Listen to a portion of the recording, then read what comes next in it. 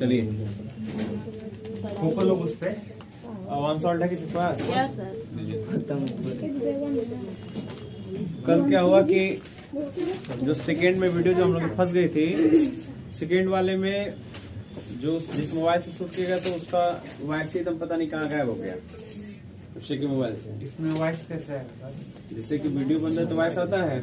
तो first question पढ़ाने के बाद बाकी जितने 9 क्वेश्चन सॉल्व करवाया मैं कल, पूरा का वीडियो ही गायब हो गया, पूरा आवाज ही गायब हो गया। आवाज ही गायब हो गया तो सर जी उसको साइलेंट करके उसी जगह पे फिर से बोल देते सर जी, मतलब वो बन गया वीडियो ना, और उसको म्यूट कर दीजिए और उसको फिर से ऐड कर दीजिए वॉइस, मतलब वीडियो देखते रहिए बोलते रहिए, वॉइस रिकॉर्ड हो जाएगा। भुला गए तब नहीं सर जी फर्स्ट क्वेश्चन की जगह थर्ड वाला बता देता, उसमें देख के समझ में आएगा ना सर कौन सा क्वेश्चन बोल रहे हैं। चलिए कोई बात नहीं, हो जाएगा। चलिए कोई बात नहीं, उसको तो हम ऐसा है कि हेलो ऐसा है कि जब दिक्कत होगा तो मैं उसको बोर्ड पे करवा के क्लियर करवा दूंगा, ऐसे कोई दिक्कत नहीं। चलिए देखिए क्वेश्चन नंबर चौथे का ख, चौथे का क्या है? चौथे का ख तो हो गया था कॉपर प्लाई की कुछ वैल्यू मैंने निकाला था 63 पॉइंट कुछ करके आया था ना।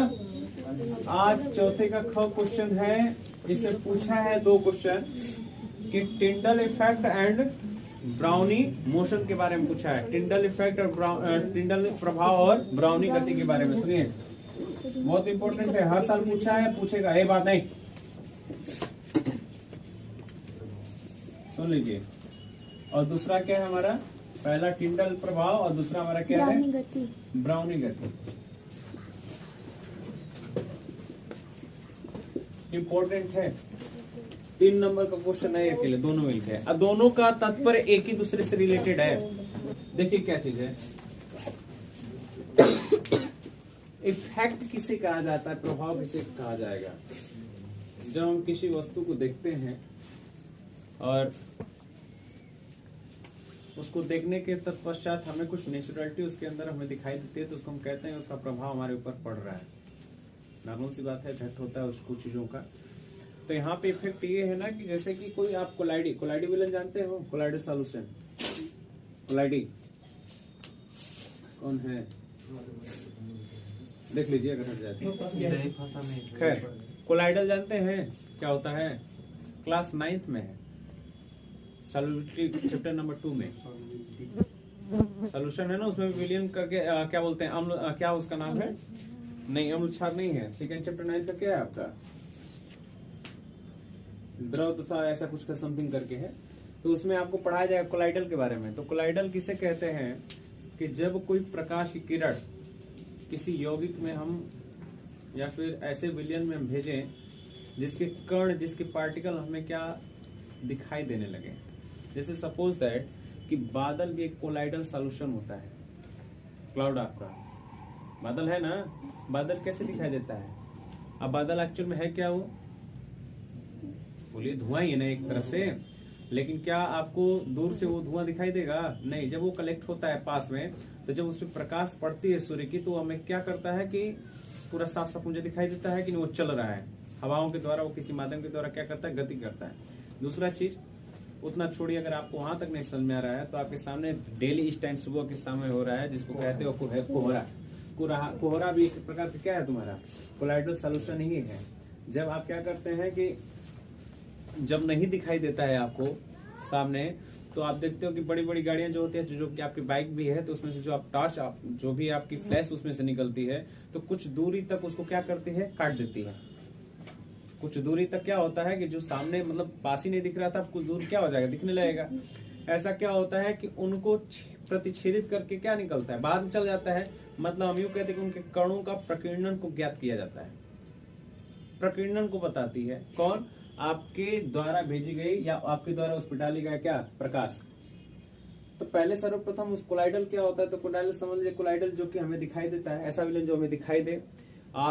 जब आप उसके प्रकीर्णन को व्यक्तित करेंगे प्रकाश के द्वारा, तो आपका क्या कहलाता है? सपोज दैट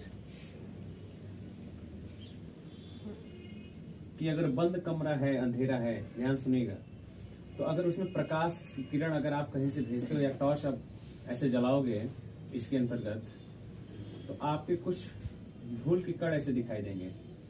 दिखाई देते हैं? बोलिए। तो पहले क्या था, पूरा शांत था। जैसे नहीं उसमें आप प्रकाश आपने अप्लाई कराया उस कमरे के अंदर, कमरे के अंतर्गत, तो उसमें कई सारे पार्टिकल्स क्या करने लगे, पार्टिकल मतलब कि अणु मोशन करने लगे उसके चारों तरफ। हमें दिखाई दिया कि नहीं कुछ कुछ उसमें हलचलें हो रही हैं। तो वही जो इफेक्ट पड़ता है किसके द्वारा, उस टॉर्च के द्वारा, उन किसके ऊपर इफेक्ट पड़ता है, उसके पार्टिकलों पे जो इफेक्ट पड़ेगा, जो कि एक जगह लगता है कलेक्शन हो गया उनका, वही कहलाता है टिंडल प्रभाव। कोलाइडल को ही हम टिंडल प्रभाव कहते हैं। अब कोलाइडल को देखने के लिए जो आप क्रिया कर रहे हैं प्रकाश के द्वारा, जो इफेक्ट आप डाल रहे हैं, वही है हमारा टिंडल इफेक्ट। और कुछ भी नॉर्मल ज्यादा आपको लिखना नहीं है। आपको अगर इसमें नहीं होगा तो बुक में आप थ्योरेटिकल देख लीजिएगा, यहाँ तो हम लिखवा नहीं पाएंगे, उसमें लिखेंगे तो मात्र 2 या 3 लाइन का होगा। दूसरी चीज आपका इसी में पूछा है कि ब्राउनियन गति क्या होती है। ब्राउनी गति क्या है, ब्राउनी मोशन, साधारण सी बात है कि ब्राउनी नाम साइंटिस्ट ने, टिंडल भी एक साइंटिस्ट, ठीक है, जो इन्होंने इफेक्ट को खोजा उसमें से, इसी के लिए उस इफेक्ट का नाम इनका टिंडल पे रखा दिया गया। अब ब्राउनी ने उस इफेक्ट के ऊपर जो मोशन करता है, जो गतिविधि होती है, उस गतिविधि को इन्होंने माइक्रोस्कोपी के द्वारा देखा था ब्राउनी ने, ठीक है। और जो कि बताया कि नहीं, एक ये जो पार्टिकल होते हैं जो आपको कोलाइडल सॉल्यूशन की तरह दिखाई देते हैं, वो आपस में क्या करते हैं, गति भी करते रहते हैं आपस में, ठीक है। जो संक्षिप्त टिप्पणियां उस पर दिया गया, किसने दिया, तो ब्राउन ने दिया। इसीलिए इसकी गतिविधि के द्वारा इसकी गति को देखते हुए इसका नाम क्या रख दिया गया, ब्राउनी गति। और कुछ नहीं, मात्र 5 या 6 लाइन का, 3 नंबर क्लियर। इससे अधिक आपका पूछेगा भी नहीं। मैं इसमें अंदर रिएक्शन पूछा जाएगा, कुछ नहीं। टिंडल ने कोलाइडल विलयनों पे अपनी टिप्पणी दी, और कोलाइडी विलयन की गतिविधि के द्वारा ब्राउनी ने अपना टिप्पणी दिया था। इसलिए वो उसको कोलाइडी विलयन का हम क्या कहते हैं, टिंडल प्रभाव कहते हैं, और उसकी गतिविधि को देखते हुए उसको क्या कहते हैं, ब्राउनी गति कहते हैं। बात खत्म। किसी को डाउट से तो पूछना होगा तो पूछ लीजिएगा, नहीं तो अन्यथा आप अपना जाके बुक से या फिर जहां से निकालना होगा नेट वगैरह से निकाल के लीजिए। 2-3 लाइन का होगा, वैसे तो आपको ज्यादा मेहनत नहीं करना पड़ेगा। दूसरा देखिए क्या है, हाँ बस 2-3 लाइन का। उसके बाद बोला है कि गैम्ब्रियल क्या है, थैलेमाइड संश्लेषण की विधि एवं रासायनिक समीकरण लिखिए। इसको छोड़िए, बाद में लिखा जाएगा, इसको फिर कभी हम बता देंगे। नेक्स्ट देखिए क्या है, ग्लूकोज की निम्नलिखित से अभिक्रिया का रासायनिक समीकरण लिखना है। हम बोले तो लिखवा दें टिंडल का और उसका, अन्यथा आप लिख लेंगे तो बोलिए, हम भेज देंगे, आप लिख लीजिएगा, ठीक है। हम आप ग्रुप बना है इंस्टीट्यूट का, हम भेज देंगे उस पर। देखिए, अच्छा ठीक है। दूसरा क्वेश्चन क्या है, ख ग ग का भी है ना, ग का भी देख लेते हैं। क्वेश्चन क्या है, ग का बोलो फटाक से। गैब्रियल थैलेमाइड संश्लेषण विधि एवं रासायनिक समीकरण लिखिए। लिखना है ना, तो थैलेमाइड का क्या लिखना है आपको, गैब्रियल थैलेमाइड, हाँ गैब्रियल थैलेमाइड का क्या लिखना है की विधि, तत्वों का सामान्य, सॉरी कहाँ गया, गैब्रियल संश्लेषण की विधि एवं रासायनिक समीकरण लिखना है ना। तो देखिए क्या करना है आपको, पहले तो आप क्या करिए कि विधि क्या लिखना है, तो विधि में आप लिखिएगा कि थैलेनाइड, लिखना होगा तो लिखते चलिए, थैलेनाइड की क्रिया, विधि में ये लिखना है आपको, कुछ नहीं लिखना है, एक लाइन की विधि है, उसको आपको सजाना है और इसी विधि को आपको किसमें कन्वर्ट करके दिखाना है, समीकरण में, इक्वेशन में कर दीजिएगा, आपका बन जाएगा। तो बोला है कि थैलेनाइड की क्रिया किसके साथ करा दिया जाए, तो बोल रहा है कि क्षारीय माध्यम में। अब क्षारीय माध्यम कहने का मतलब समझ रहे हैं, क्षारीय माध्यम कहने का मतलब है कोई आप बेस लीजिएगा, मतलब कुछ क्षार लीजिएगा और उसको किसकी अवस्था में रखना है, कैटेलिस्ट की तरह रखना है, मतलब उत्प्रेरक का काम करेगा यहाँ पे। तो बोला है क्रिया क्षारीय माध्यम में, क्षारीय माध्यम में किसके साथ कराने से, तो लिख रहा है कि एल्किल हैलाइड से कराने पर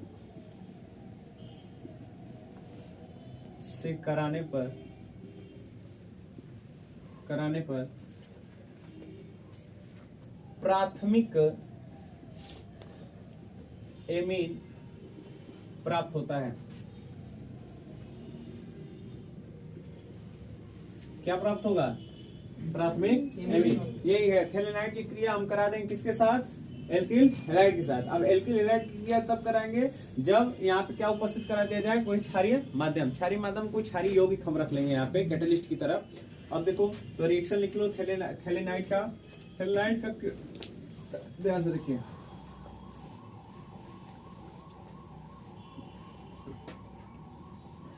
दो ऑक्सीजन सॉरी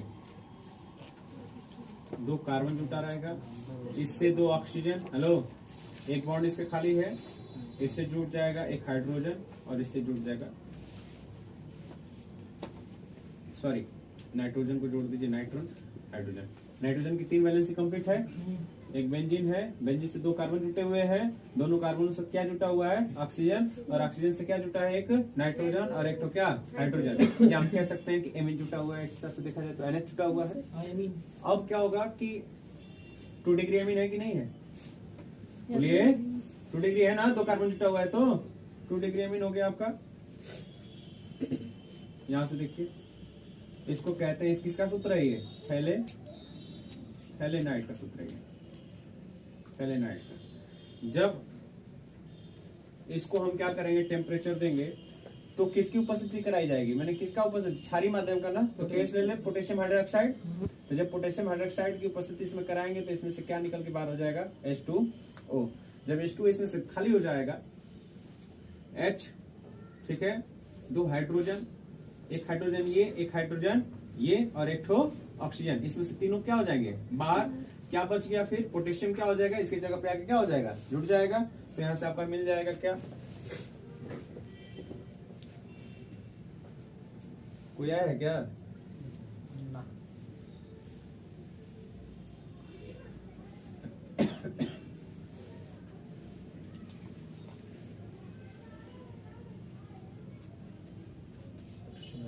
ठीक है। कार्बन कार्बन डबल बॉन्ड क्या हो जाएगा? ऑक्सीजन, नीचे भी क्या? ऑक्सीजन, N, यहाँ पे एक बॉन्ड खाली हुआ है ना, हाइड्रोजन निकल गए यहाँ से, तो क्या जुड़ जाएगा यहाँ पे आके? पोटेशियम। उसके बाद दोबारा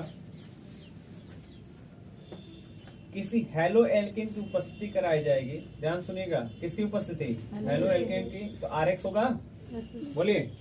RX की उपस्थिति जब कराई जाएगी तो ये बॉन्ड आपस में टूट जाएगा और ये क्या, यहाँ से क्या टूट जाएगा? पोटेशियम। तो क्या बाहर निकल जाएगा? KX।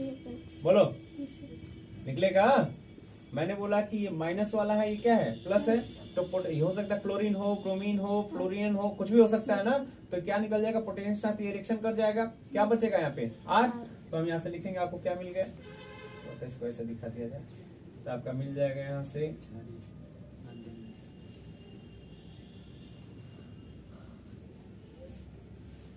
यहाँ से N और यहाँ से क्या जुड़ जाएगा? क्या जुड़ जाएगा के? R। इसका नाम थोड़ा सा लिख लीजिएगा। इसका नाम कहते हैं, यहाँ पे पोटेशियम जुड़ गया ना, तो लिखेंगे पोटेशियम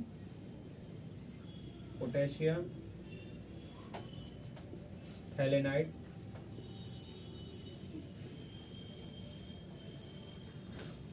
एक चीज याद रखिए कि बोर्ड एग्जाम है आपका, अब कुछ चीजों को समझना ही पड़ेगा, टाइम पास नहीं करना है, समझना ही है। तो जब जो क्वेश्चंस पूछे हैं तो याद रखिएगा कि एक क्वेश्चन कॉमन चीजें हैं, हो सकता है कि नेक्स्ट सेशन में पूछते हैं आपका बोर्ड एग्जाम में, इसमें लापरवाही बिल्कुल भी मत वो करिए। कह रहा है कि बस कि थैलेनाइड की क्रिया विधि को आपको दिखाना है, तो थैलेनाइड यही कह रहा है कि अगर हम क्षारीय माध्यम में किसी एल्किल हैलाइड के साथ क्रिया कराएंगे तो मुझे क्या प्राप्त हो जाएगा? एमीन। वो भी 1 डिग्री का एमीन प्राप्त होता है, ठीक है ना। यहाँ पे 2 डिग्री एमीन के साथ थैलेनाइड जुटा हुआ है। यहाँ से जब आपने क्षारीय माध्यम में कराया तो इसमें से जल क्या होगा? कुछ जल इसमें से क्या हो जाएगा? बाहर हो जाएगा, तो पोटेशियम थैलेनाइड प्राप्त हो जाएगा। पोटेशियम थैलेनाइड की क्रिया उपस्थिति करा दीजिए, किसका उपस्थिति करा दीजिए? RX का। RX मतलब क्या? एल्किल हैलाइड है ना, तो इसमें से बाहर क्या निकल जाएगा? यहाँ पे जोड़िए, इसको क्या हो जाएगा? बाहर निकल पोटेशियम हैलाइड क्या हो जाएगा? बाहर। तो पोटेशियम हैलाइड बाहर हो जाएगा तो मिलेगा क्या हमें? तो यहाँ से हम लिख सकते हैं कि एल्किल थैलेनाइड मिल गया ना। बहुत आसान नाम है इसका याद करने के लिए। आपको क्या याद रखना है? बस थैलेनाइड याद रखना है ना।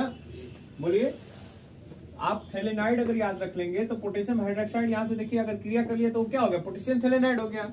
अगर यहाँ से कोई आर इसके साथ रिएक्शन कर गया तो उसको क्या बोल रहे हैं, एल्किल का नाम देते हैं आर को, तो एल्किल थाइलेनाइड हो गया, नाम तो आसान से याद हो जाएगा, रिएक्शन अपना तैयार रखिए। उसके बाद इधर देखिए, अब क्या किया जाएगा कि इसकी क्रिया करा दे किसके साथ, जल के साथ, किसके साथ, जल के साथ। तो जब जल के साथ आप क्रिया कराओगे तो क्या प्राप्त हो जाएगा, देखिए बेंजीन, 2 कार्बन, 2 क्या कार्बन, उसके बाद double bond oxygen, double bond oxygen, यहां क्या हो जाएगा, पहले क्या था, देखिए हेलो, यहां से ये एन, यहां से एन आर को लेके क्या हो जाएगा आर, और यहां क्या आ जाएगा, एक HO यहां जुड़ जाएगा, एक HO क्या हो जाएगा यहां पे जुड़ जाएगा। इसको कहा जाता है क्या, हेलो, इसको कहा जाता है क्या, H2 से बाहर कर देंगे तो इसका नाम हो जाएगा थैलिक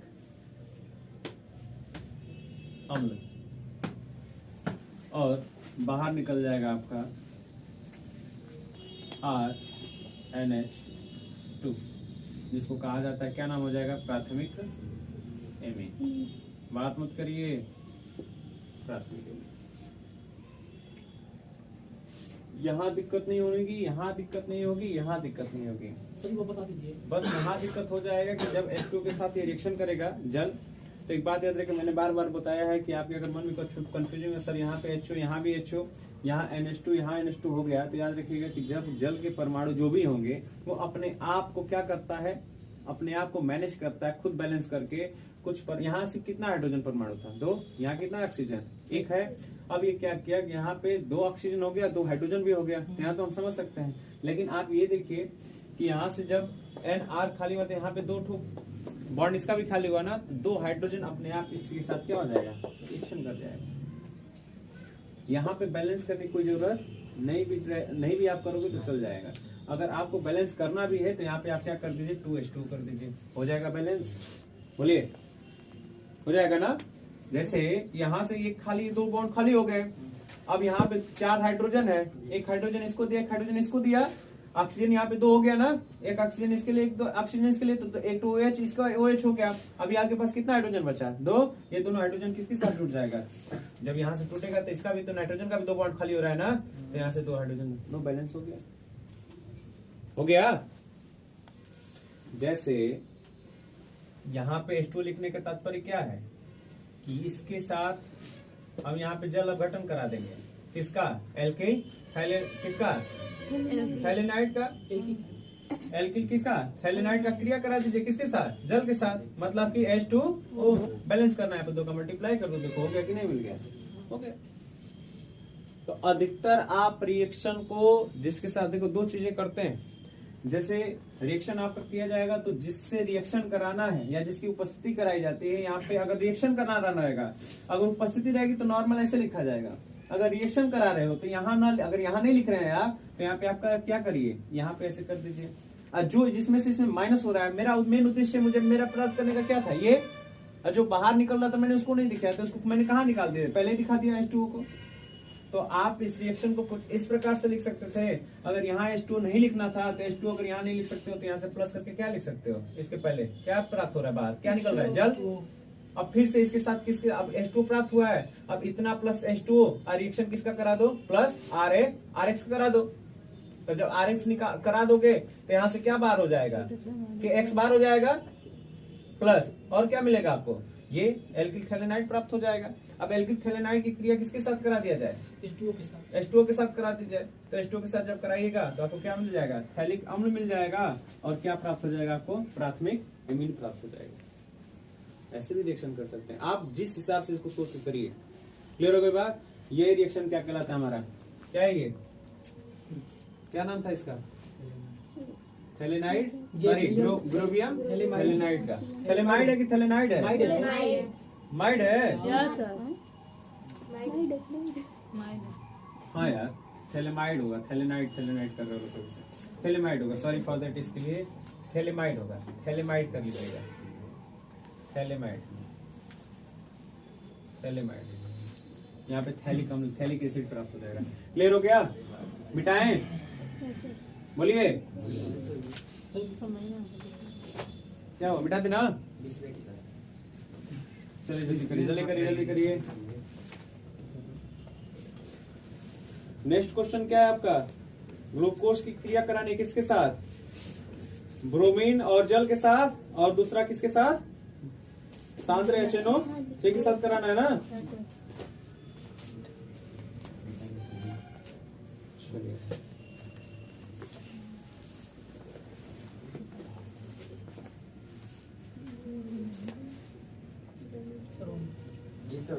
किया जाए।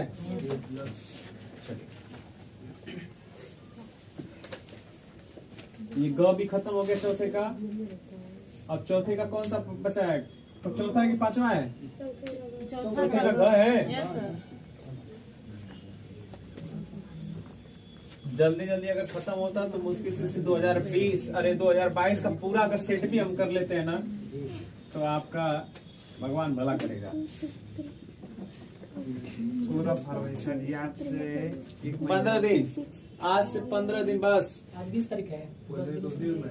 आज से 15 दिन बस, क्योंकि हम नया बैच स्टार्ट कर देंगे अपना 15 फरवरी को। 16 तारीख से 12 का 15 को खत्म, मतलब इन लोग का पेपर होगा तो करेंगे बेटा। देखो स्कूल में एग्जाम कब है? स्कूल में एग्जाम देखो। अब क्या बोल रहा है? लो सुनो, मारेंगे डांट। देखो इधर, हेलो।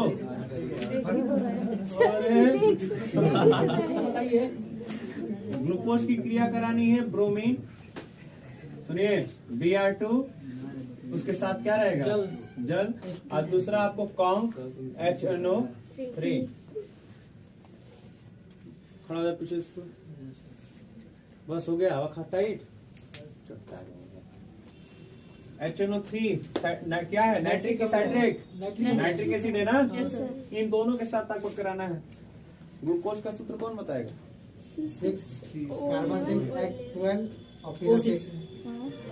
फिर से पूरा तोड़ के लिख दें। कितना कार्बन श्रृंखला होते? 6। तो 1 2 3 4 5 6 हो गया ना? 6 कार्बन। हाइड्रोजन कैसे होता है? 12 होगा ना? और ऑक्सीजन भी तो होता है। कितना ऑक्सीजन? तो कुछ इस प्रकार से बना दिया जाए, OH, ठीक है। 4 वैलेंसी कंप्लीट। इधर कर दिया जाए फिर से OH, इधर क्या हो जाए? H, फिर इधर क्या हो जाएगा? OH, ये क्या हो जाएगा? H, फिर इधर क्या हो जाएगा? OH, इधर क्या हो जाएगा? H। कितना ऑक्सीजन? 1 2 3 4। फिर इधर कितना? इधर H, इधर कितना? OH। इधर हम कर दें कितना? इधर डायरेक्ट लिख दें क्या? CH2OH। बोलिए, हो गया ना? हाइड्रोजन कंप्लीट है। 1 2 3 4 5 6 7 8 9 10 11 12 पूरा कंप्लीट। क्योंकि इसको तोड़ना जरूरी है, क्योंकि जब आप रिएक्शन कराएंगे तो कौन कहाँ सब्स्टिट्यूट होगा, किसको रिप्लेस करेगा, इसको देखना पड़ेगा। तो क्रिया किसके साथ करानी है? Br2 और साथ में क्या है? H2O, जल की क्रिया। क्या प्राप्त होगा? सुनिए,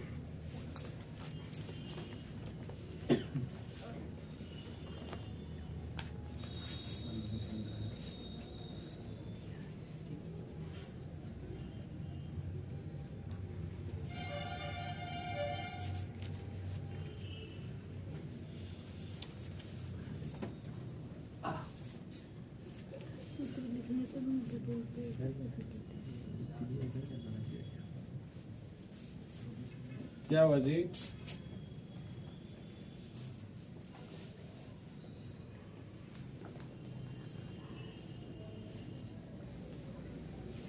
दो 3 4 5 6।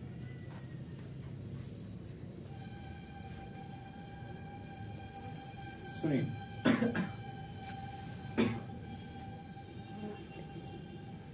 यहाँ पे क्या होगा कि एक ऑक्सीजन, सुन लीजिए, एक ऑक्सीजन इसके साथ क्या हो जाता है? आके जुड़ जाएगा, ठीक है। तो ये बना लेगा क्या? COOH। हो गया? बोलिए। उसके बाद कार्बन, एक कार्बन 2 3 कितना 4 5 उसके बाद 6। फिर क्या हो जाएगा आपका, यहाँ पे क्या जोड़ दें, OH जोड़ देना, OH। यहाँ पे क्या था हाइड्रोजन, यहाँ पे क्या है H, यहाँ पे क्या है OH, यहाँ पे क्या है OH, यहाँ क्या है H, यहाँ पे क्या है H, और यहाँ पे क्या हो जाएगा OH, और यहाँ से आपको क्या मिल जाएगा C2।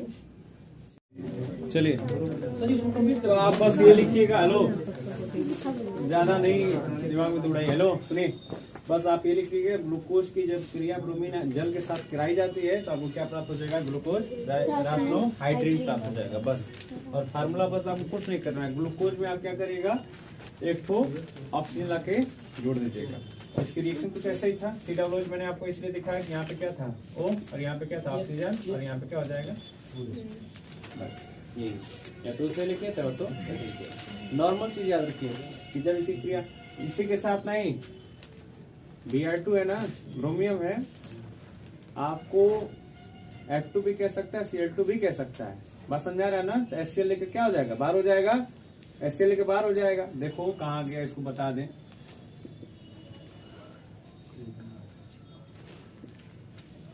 हो गया, खुश हो गए, हाइड्रोब्रोमाइड बैलेंस है ना, बोलिए क्लियर है ना।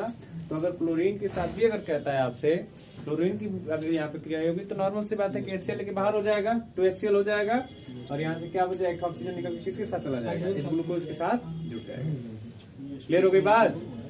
नेक्स्ट किसके साथ कराना है, नाइट्रिक एसिड है ना, सेकंड क्या है HNO3 के साथ कराना है, तो HNO3 के साथ करा दीजिए। तो एक लाइन लिखना होगा तो उस पे लिख लीजिएगा, हेलो बोलिए सर।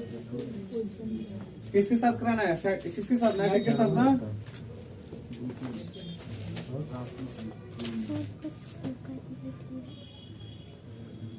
चलिए तो लिखना कि आप थ्योरेटिकल कर लीजिएगा, लिख लीजिएगा, जैसे कि आपको लिखना होगा तो लिखिए जब ग्लूकोज सांद्र HNO3 के साथ क्रिया कराता है तो मुझे क्या प्राप्त होगा, तो मुख्य उत्पाद के रूप में मुझे सैकेरिक अम्ल, कौन सा अम्ल, सैकेरिक अम्ल प्राप्त होता है। तो रिएक्शन कर दीजिए HNO3 करिएगा तो वही चीज होगा, देखो क्या प्राप्त हो जाएगा यहां से,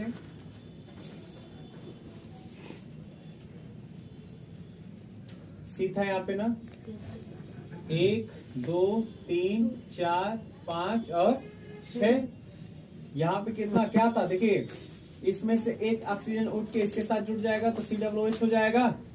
यहाँ पे क्या था हाइड्रोजन, या OH कर दीजिए यहाँ पे, है ना, यहाँ पे एक हाइड्रोजन, फिर यहाँ पे हाइड्रोजन, यहाँ पे क्या हो जाएगा OH, फिर इस यहाँ पे जुड़ जाएगा OH, यहाँ पे जुड़ जाएगा हाइड्रोजन, यहाँ पे क्या जुटेगा हाइड्रोजन, यहाँ पे क्या जुटेगा OH, और यहाँ पे COO फिर से क्या हो जाएगा H, ऊपर COOH और नीचे भी COOH। ऑक्सीजन फिर से आ गया क्या उसमें से, ऑक्सीजन नीचे आ गया, फिर से आ गया, एक बार ऊपर एक बार नीचे। यही खास बात है कि जब उसके साथ आप करा रहे थे, इसके साथ जब रिएक्शन कराते थे तो बस एक ऑक्सीजन यहाँ ऊपर जुट रहा था, जब आपने नाइट्रिक एसिड के साथ कराया तो एक ऑक्सीजन कहाँ गया, नीचे भी जुट गया, जिसका नाम हम क्या कहते हैं, क्या प्राप्त हो जाएगा आपको,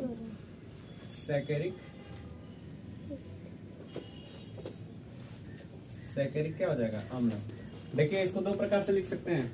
पहली बात तो कि आप क्या, ग्लूकोज का सूत्र क्या होता है बताओ, C6H12O6, ऐसे भी करा सकते हैं, रिएक्शन करा सकते हैं ना, क्योंकि आपको इस ऐसे तोड़ के दिखाने का मतलब है कि आपको दिखाना पड़ेगा कि एक ऑक्सीजन कहाँ आगे जुट रहा है, 2 ऑक्सीजन कहाँ पे निकल रहा है।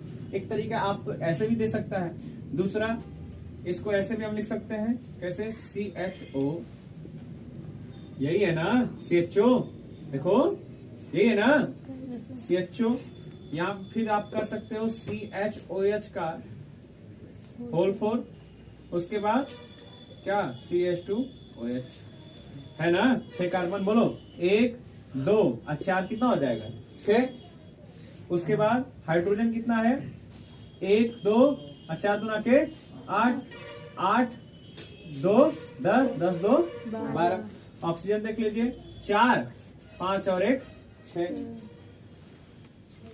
हो गया ना। ऐसे भी आप लिख सकते हैं, इसकी विक्रिया जब आप कराइएगा तो क्या मिल जाएगा, HNO 3, ये आपको ज्यादा समझ में आ जाएगा। ये ग्लूकोज है। अब यहाँ से क्या मिल जाएगा आपको, एक ऑक्सीजन निकल के किसके पास चला आएगा, COO क्या हो जाएगा, H जो CHO था वो क्या हो जाएगा, COOH हो जाएगा, वो एक एसिड हो गया ना यहाँ पे। उसके बाद फिर नीचे क्या हो जाएगा, CHOH का क्या हो जाएगा होल 4, और नीचे क्या हो जाएगा CH2OH, सॉरी COOH, ये हो जाएगा सैकेरिक अम्ल प्राप्त हो जाएगा। सैकेरिक ना? हाँ, दोनों रिएक्शन एक ही है, लिखने का तरीका बस अलग कर दिया गया। कर लीजिए, तो आप बस लिख सकते हैं कि जब हम ग्लूकोज की क्रिया नाइट्रिक एसिड के साथ कराएंगे तो मुझे क्या प्राप्त हो जाएगा, सैकेरिक अम्ल प्राप्त होता है। बस समझ में आ गया। नेक्स्ट क्वेश्चन पे आइए।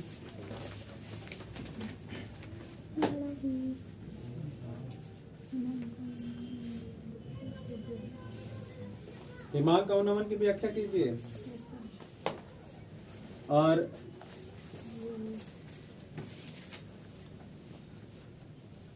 हिमांक अवनमन का मोलर के साथ रिलेशन दिखाना है आपको। कल एक क्वेश्चन था उन्नयन था ना, उन्नयन संबंधित क्वेश्चन था, उसमें आपने मोलर से रिलेशन दिखाया था। जो मोलर द्रव्यमान निकालते हैं ना, मोलरता वही चीज। तो यहाँ से जब आपने दिखाया तो वहां पे आपने किया था delta TB is equal to K WA into में 1000 अपान में कल वाला उन्नयन के लिए आपने रिलेशन किया था ना, क्या किया था, डेल्टा TB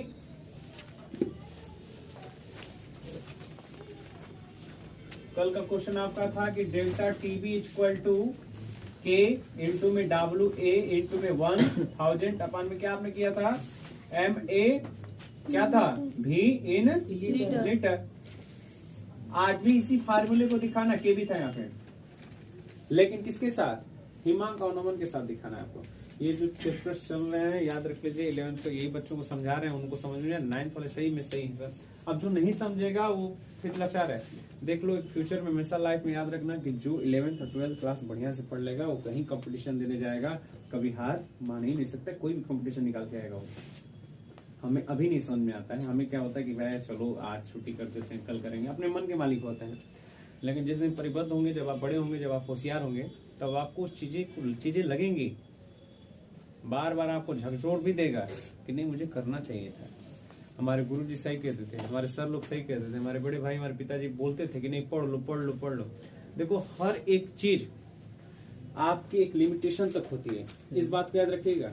जिंदगी में कोई भी आप काम करिएगा वो एक लिमिट की तरह होती है। अब जॉब भी करिए, ठीक है, सरकारी जॉब भी आप करिए, लेकिन उसकी एक लिमिट होगी। आपका शरीर जवाब दे देगा, वो काम नहीं कर पाएंगे। एक मजदूर की नौकरी देख लो, करते रहो करते, लेकिन शरीर जवाब दे देगा। हर एक चीज की लिमिट है ना, लेकिन एक स्टडी की लिमिट कभी होती नहीं है। तुम बेड पे भी पड़े हो ना, अगर तुम्हारे अंदर इतनी काबिलियत के अनुसार पे कोई न्यूमेरिकल सॉल्व कर देते हो, बस तुम्हारा हाथ चल रहा है या फिर जो भी चीजें हैं या माइंड चल रहा है, तो उस क्वेश्चन को आसानी से सॉल्व करोगे, तो तुम्हारे, हमको लगता है कि हमेशा कहीं ना कहीं पूछ तो रहेगी।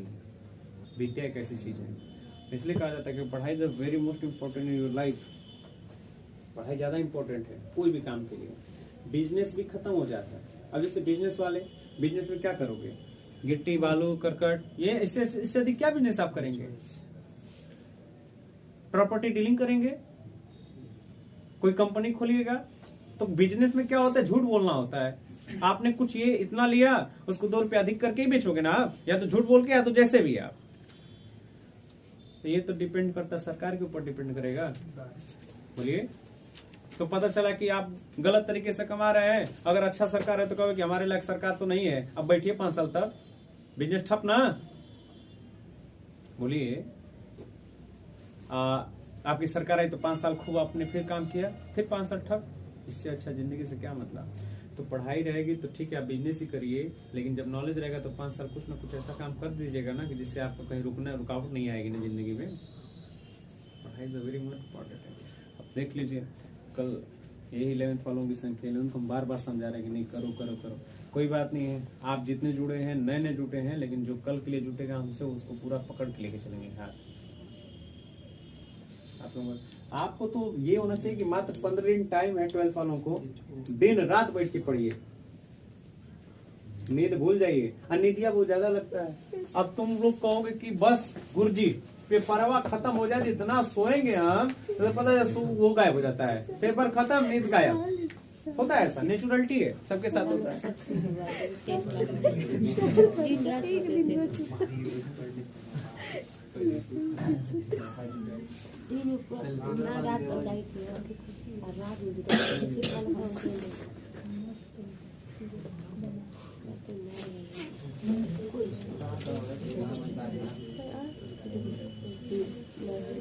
सुनिए, हिमांक और नमन किसे कहते हैं, सुन लीजिए। कह रहा है कि जब किसी विलयन में आप जब अवाष्पशील द्रव मिलाते हैं, ध्यान सुनेगा, जब आप किसी विलयन में अवाष्पशील, कल वाला जैसा है ना थ्योरी, कल जैसा ही थ्योरी है ना, तो उसमें क्या कम हो रहा था, उसमें क्या कमी आ रही थी, उसका क्वथनांक क्या हो जा रहा था, बढ़ जा रहा था। किसके अंदर, उन्नयन में। यहाँ पे क्या है कि हिमांक अवनमन है, तो कह रहा है कि हिमांक अवनमन ये ऐसी चीज है, किसको कहा जाएगा, तो कह रहा है किसी विलयन में अगर आप कोई अविलेय पदार्थ, अवाष्पशील द्रव मिलाने के लिए बोला, क्या मिलाता है बोलो जी, विलयन में अवाष्पशील द्रव ना, अवाष्पशील द्रव जब आप मिलाइएगा तो उसके हिमांक में क्या हो जाता है, इसका हिमांक क्या हो जाता है, घट जाता है। अब हिमांक क्या होता है, तो मैंने आपको बताया था कि जब एक ठोस पदार्थ लीजिए और एक कौन सा ठोस और एक कौन सा द्रव, एक सॉलिड और एक लिक्विड, और जब ठोस और द्रव का जो वाष्प दाब है वो क्या हो जाए, दोनों के लिए कोई किसी टाइम एक समान हो जाता है कि वाष्प दाब उसके लिए भी, ठोस के लिए भी उतना ही लग रहा है जितना किसके लिए, द्रव के लिए, वही क्या कहलाता है, हिमांक कहलाता है। तो जो उसमें जो भी कह रहा है वाष्प दाब जो है वो क्या हो जा रहा है, कम हो जा रहा है, उसका हिमांक कम करने का मतलब क्या है, उसका वाष्प दाब दोनों के लिए क्या हो जाएगा, कम हो जाएगा। यही हमारा क्या कहलाता है, हिमांक अवनमन कहलाता है। अब हिमांक अवनमन को किससे दिखाते हैं, डेल्टा टीपी से दिखाया जाता है ना, डेल्टा टी पी से दिखाया जाएगा। तो ये कह रहा है किसके समानुपाती होता है, किसे, डेल्टा एफ से, डेल्टा टी एफ से, टी एफ से, यस सर। ठीक है, तो डेल्टा टी एफ से दिखा दीजिए। तो कह रहा है कि ये किसके समानुपाती होता है, एम के, किसके, कह रहा है कि जो डेल्टा टी एफ है उसमें उपस्थित मूल द्रव्यमान के क्या होता है, समानुपाती होता है। जितना आप मूल द्रव्यमान लीजिएगा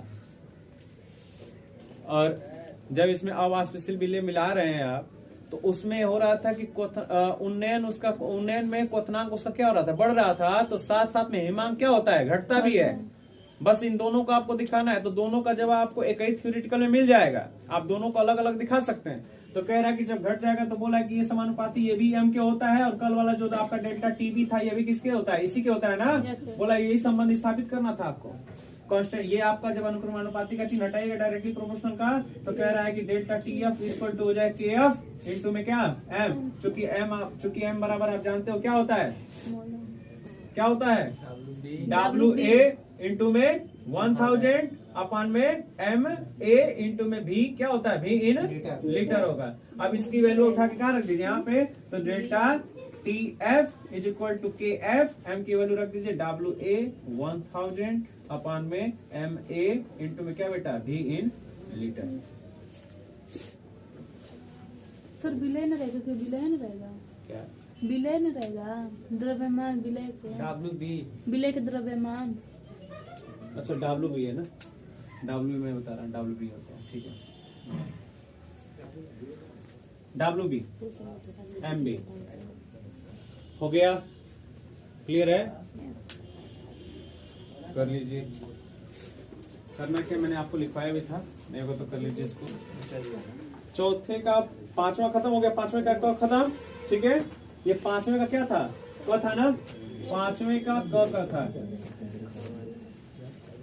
ख क्या बोल रहा है जी, प्रथम कोटि की अभिक्रिया, प्रथम कोटि की अभिक्रिया बोल रहा है। लो बहुत नॉर्मल से आपको लिखना है, ज्यादा आपका पूरा थ्योरेटिकल नहीं बचना है। प्रथम कोटि की अभिक्रिया का जितना मैंने थ्योरी लिखवाया था, जितना न्यूमेरिकल था, उसको जब लॉन्ग क्वेश्चन पूछेगा 7 नंबर तब करिएगा। इसमें आपको क्या लिखना है, छोटी सी बात लिखना है, क्या,